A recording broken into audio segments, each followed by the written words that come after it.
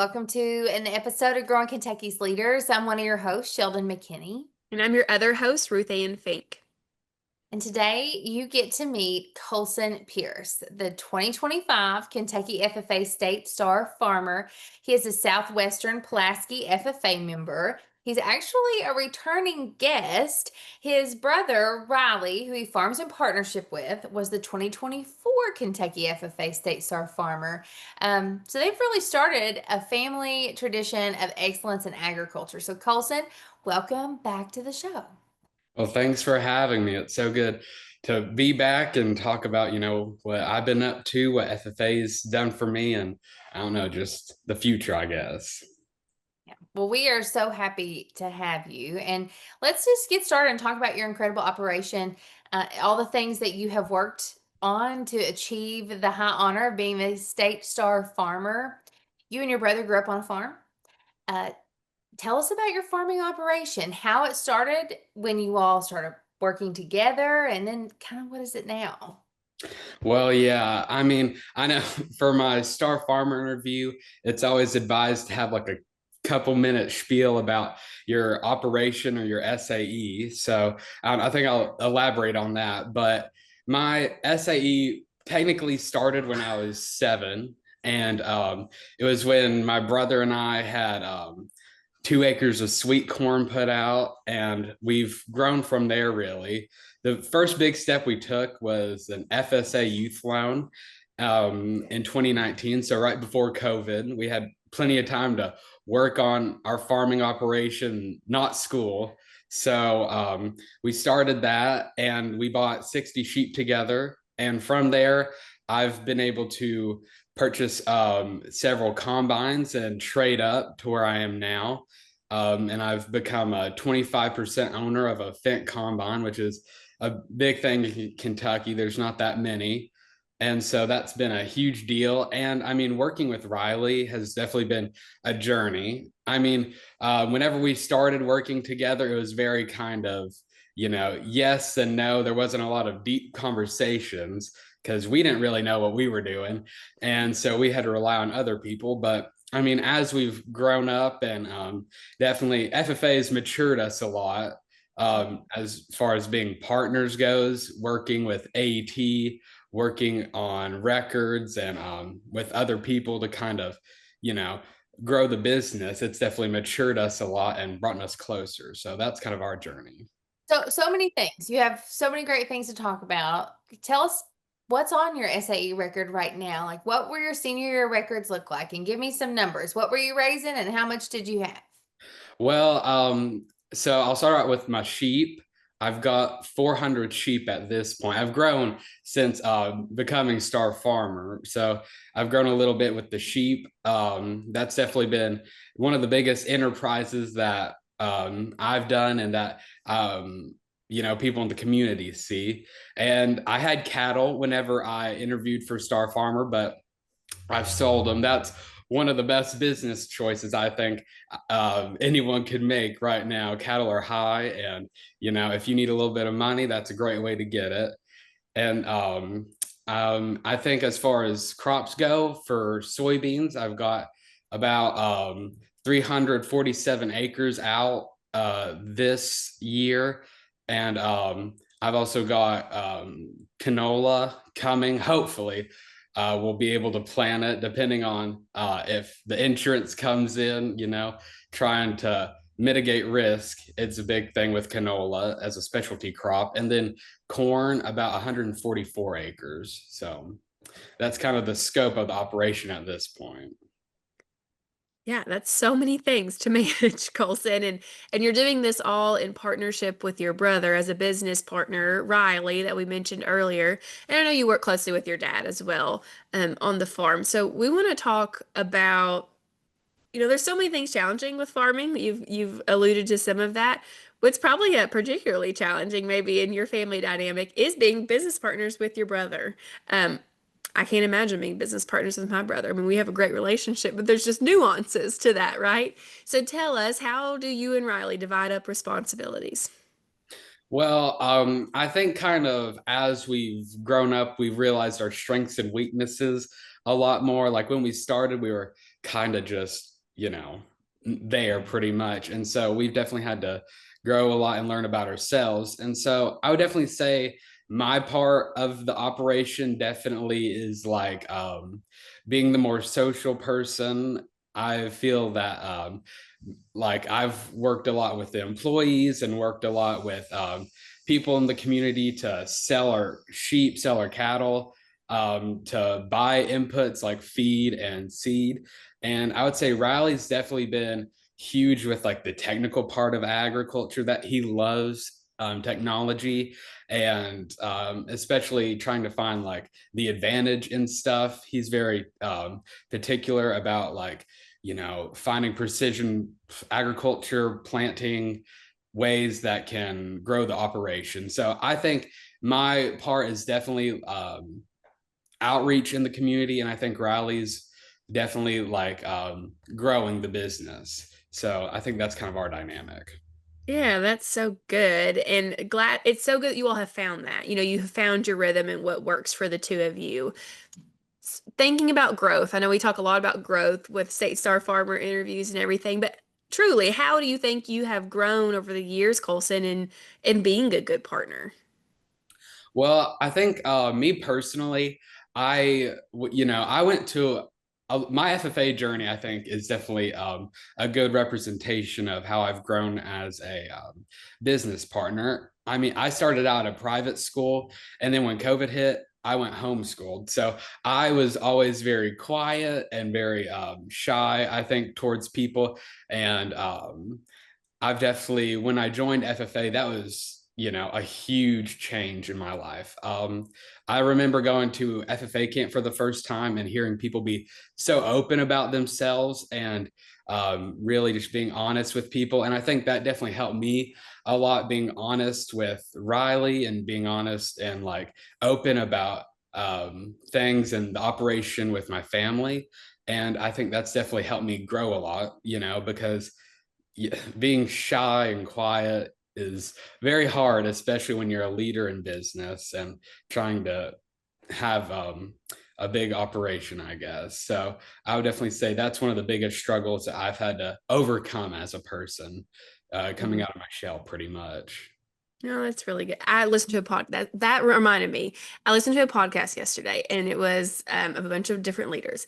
And someone said, you know, no one's born a leader. No one's born, and the doctor says this one's a leader or this one's a follower. They say it's a boy or a girl. That's, you know, so leaders are not born. Like they become who they are. And so that's like a perfect example of what you just said of like, I've really grown into this leader that now I can lead in my home and my community, and you're doing that, just that. So thank you for the work you're doing there.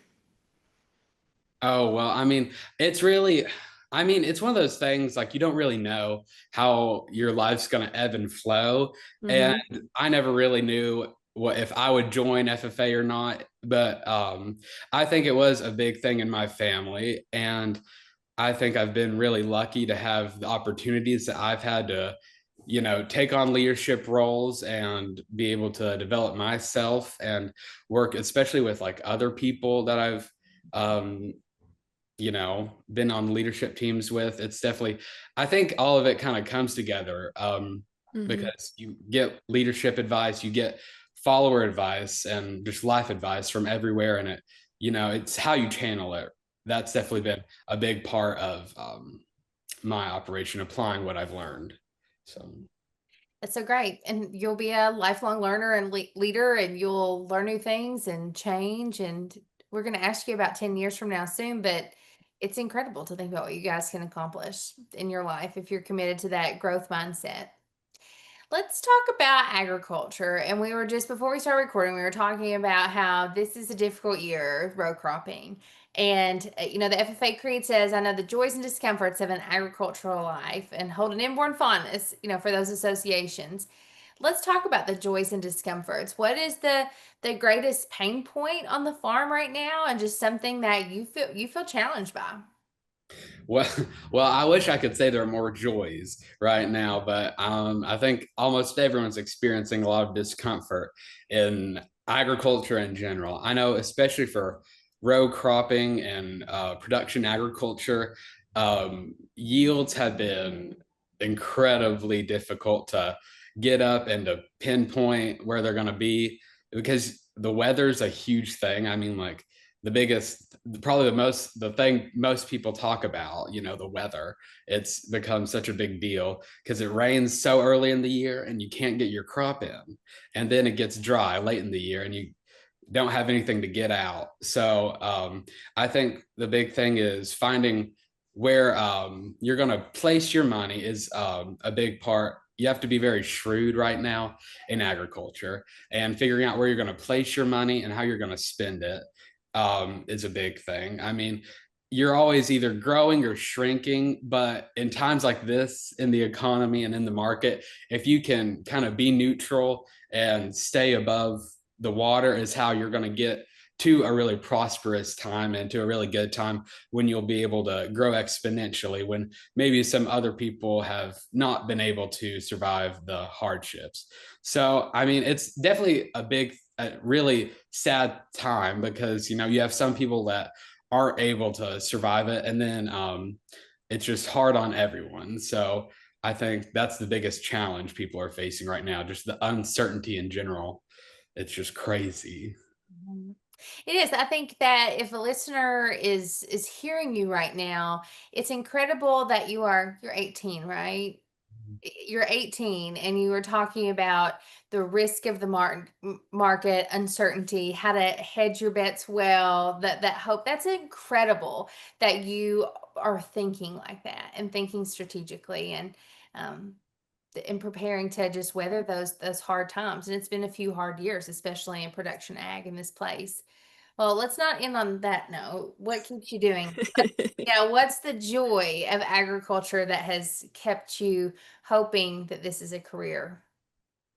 Well, I would definitely say there are so many opportunities within agriculture. I think used to whenever agriculture was kind of when almost everyone had, a type of agriculture on in their life, I think it was easy for it to just kind of be like something small and something little. But I think now where it's grown so exponentially, but there's like fewer people in it, I think there's a lot of opportunity for like people to use media and marketing to get their voice out there. I think, you'll see like my dad and brother watch like the Millennial Farmer and some other guys that have like YouTube channels and stuff. I think that's definitely um, a part of the future. I think a lot of people getting their voice out there will have to market themselves through non-traditional media.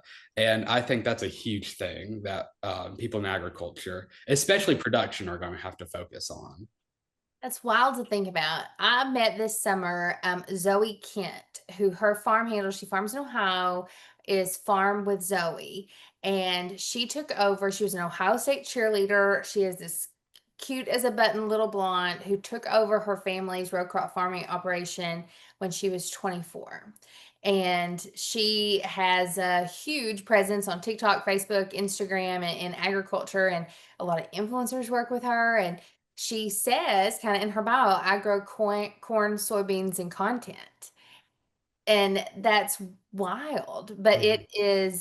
it has become a revenue stream for her farm, is to show people this, and it may be able to keep them on the farm longer. That's a sad reality. Yeah. You have to also be on TikTok to make it in row cropping, but sh I would encourage people to follow her, and you guys too, if you I think that's a huge avenue for you guys. Mhm.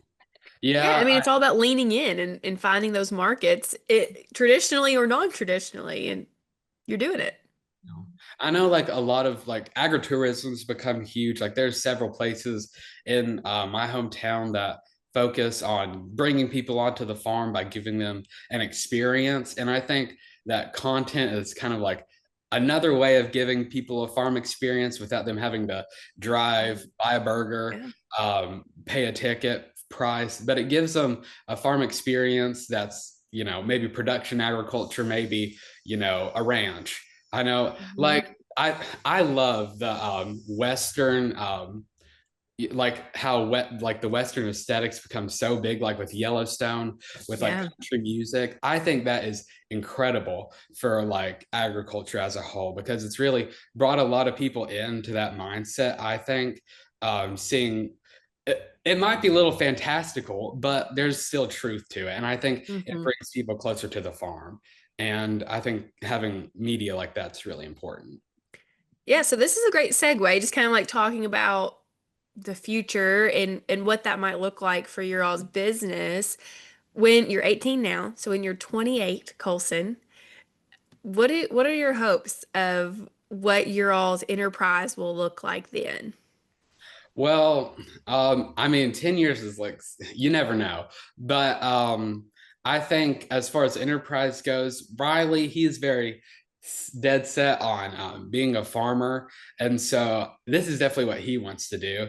And I think for me, I think finding my own path is going to be, I know it's probably not going to be traditional for what I think production agriculture looks like now, but I think there's a lot of possibility to make it whatever you want it to be, want Mhm. your path to be. So I do think media and content is something I love. Like I love culture, I love TikTok, I love those things. And so I think that's definitely part of my path. Just finding out the footsteps, really, the journey is a big thing for me. But I do really like agriculture and the people that it involves, rural communities. They're so great. And I think that's a lot of where my passion lies Yeah. with the people and with like the life, really. Well, I could. I would like to say my hope is that you're still playing a role of a leader in your community because I got to go to your all's farm when we did your filming for your state star video, and your community does like they just love you guys so I much. know. Well, Miss Cynthia came in. Miss Cynthia came by, Yes. who was your landlord, Mhm. and we filmed her even. Uh-huh. And yeah, I mean people just really respect you guys so much and that's rare in your generation and in your age. So I mean, I hope you're on the planning and zoning board in your county. I hope you're doing some kind of role where you're still a leader in that community even 10 years from now because it'll just grow from here. Yeah.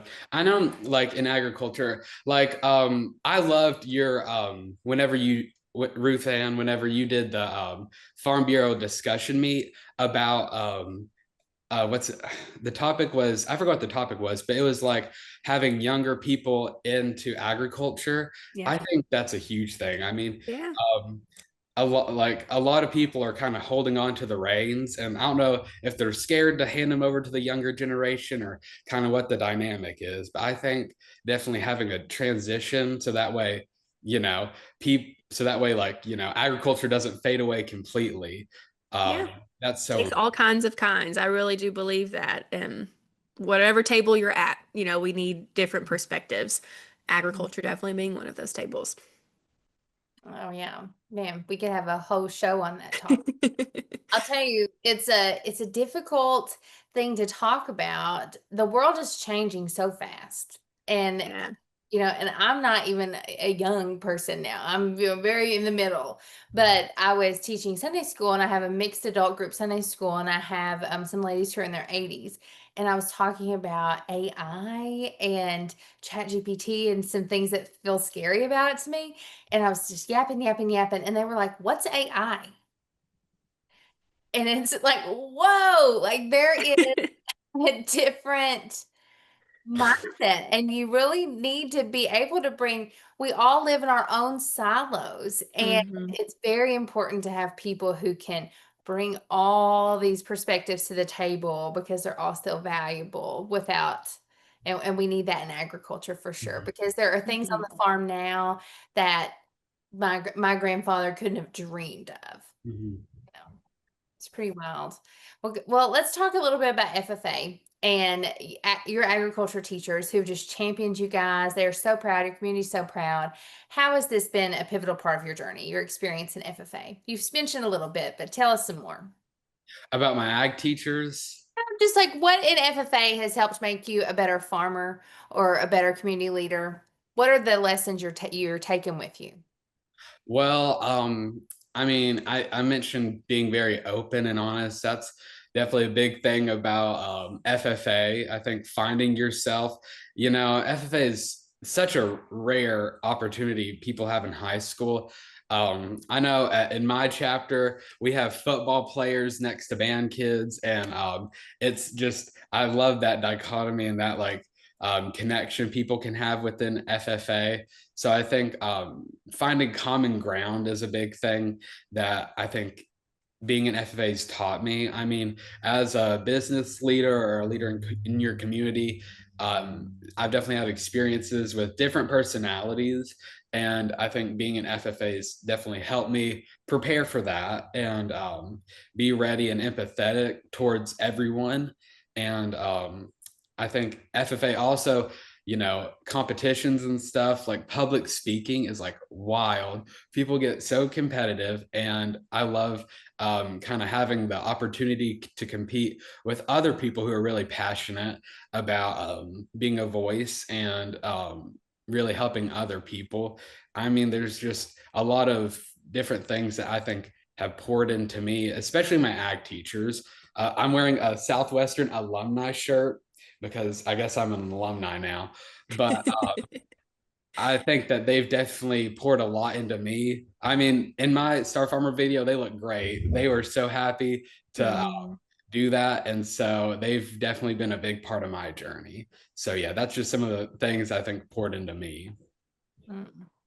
Colson, that is just so special. Some of the things that you have mentioned and brought up today, I really wasn't planning to talk about, but like your heart's clearly for people, for community, and for leading well. And I'm glad that FFA has gotten to be a part of your journey. We're lucky to have you. Well, thank you. Yeah, I'm just like whenever I joined FFA, my brother was in it, and he was he's dead set on joining before he was even, in middle school. And when I came along, I think I was definitely trying to find like my own avenue because I didn't really know where I was going to end up. But I think being an FFA, especially ag education, seeing all the vast opportunities that are in ag definitely opened my eyes up to the industry. I grew up on a farm and I was still oblivious to some of the things that go on. So I definitely think ag education and FFA are impactful to anyone if you just like open your ears and 2 ears, one mouth. So Yeah. yeah.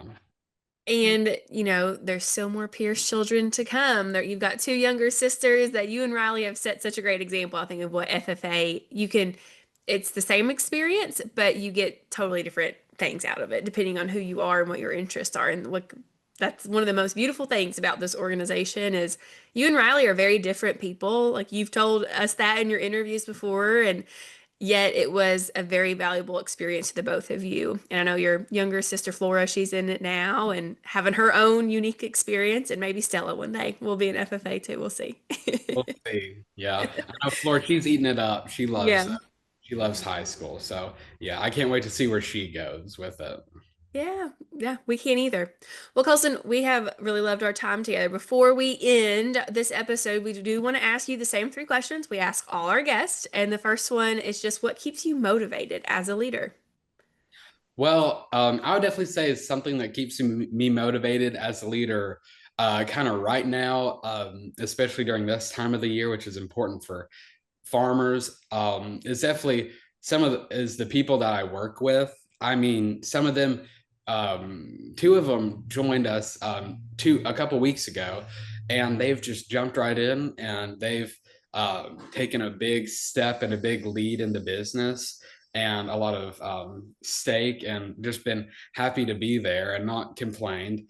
And I think even the people that have been around for a few years, they're willing to do whatever they need to. And so I'm constantly inspired by them and their willingness to take charge and be very affirmative and positive with each other. If someone is kind of lacking a little bit or maybe having a rough day, they're willing to, say, I don't know. I guess just kind of pick you up by your bootstraps. It might be a hard day, but it'll, end kind of, and they're just very good with each other. So that constantly inspires me, just being around those people all the time. Hmm. Same, Colson. Having a great team makes all the difference. It matters who you're with when you're doing hard work, Yeah. that's for sure. So, our next question is, what's the most meaningful way you've engaged in philanthropy? It could be all kinds of things. Yeah, I don't know. I was thinking of all sorts of things. I think recently it's probably been definitely talking with the people I left behind in FFA, helping them, giving them advice, working with them to their speeches and their AET kind of have been a big thing that I've been able to latch on to and help them with. And my sister Flora, you mentioned she's in FFA, and definitely helping her with her journey. I mean, I had Riley for 3 years. She had me for 1 year. So it's definitely a big difference. And I think just helping the next generation is the big thing that I've been able to work with. Colson, That's I'm going great. to interject here. Have you thought about being an ag teacher? No, not an ag teacher. Um, I don't know. I don't know if I could handle the kids. But I think you could. That's a good call out there, Sheldon. You would be a natural leader in a classroom, Colson. Something to think about. yeah, we'll Get on see. our Teach Ag list. We'll link our Teach Ag list if people are interested, and we can keep talking about all the great things and opportunities in ag ed because it sounds like it's something that you really love, and you could still farm while you do that, and lots of good fun ahead. Well, we'll see. I know it's definitely it takes a lot of passion to do that. So, and I admire the people that do it. So I really do. Just plant, Sheldon's just planting that seed, Colson. Um, well, our last question is kind of a goofy one, but it's just what can you not stop talking about right now? Well, I mean, as an 18-year-old, people like to ask you about a couple things, and one of them's college. So I think I've definitely talked about college and my future a lot. And it's always like, I think I've really been able to stop and think about it a lot. When, elderly or older people asking about it, giving me their wisdom from Hmm. their time in college and their life experience. You definitely hear a lot about it. And I think just trying to soak all of that in has definitely been a big thing. And I think trying to decide where my passion lies. I know my dad and I had a conversation recently, and he said, try and figure out like where passion and reality can kind of intersect, And so I think that's kind of where I'm standing right now. I'm trying to figure out, where my passions lie and also how can I make a life out of it. And Yeah, I think I've definitely had to talk about that a lot. So that's been an obsession, whether I like it or not. But it's that's definitely been fair. really good. Are you studying in school right now? Are you on a break? What does this look like? No, I'm in community college right now, SCC. So right now I'm on. So the goal was I try to get as many dual credit classes in high school done, and so I'll be able to graduate with an associate's in the spring, hopefully. And so then I want to transfer over to UK, and I think that's the short term goal right now. Yeah, that's a wonderful goal. And that's a great Mhm. opportunity that you're using our community college system to get all that done, saving a lot of money. And man, I think a ag ed degree at UK sounds great fit for Colson Pierce. So We I'll might share this episode with a few people at UK we know. They Mhm. can do the formal recruiting. Yeah, do some reach out. Uh-huh. Well, Colson, it has just been a joy to get to know you and to watch you grow. And I am just so proud of all you've accomplished. And I hope that in 10 years, if we're still doing this podcast, we can have a check in and go, wow, look what you've accomplished. So thanks for just being you and being honest with us and joining us on the show today. Well, thanks for having me. I mean, I always love talking about, my experience. Everyone loves talking about themselves. So I don't know. Thanks for having me and giving me the opportunity, I guess. but Sure. it's a joy. Yeah. And guys, thank you all for joining us on another episode of Growing Kentucky's Leaders. Growing Kentucky's Leaders is a podcast brought to you by the Kentucky FFA Foundation. Our music is performed by Bourbon County FFA member Joe Fritch. Artwork is by Julie Fritch Creative. Your hosts are Sheldon McKinney and Ruth Ann Fink, and you can find us on all social platforms at Kentucky FFA.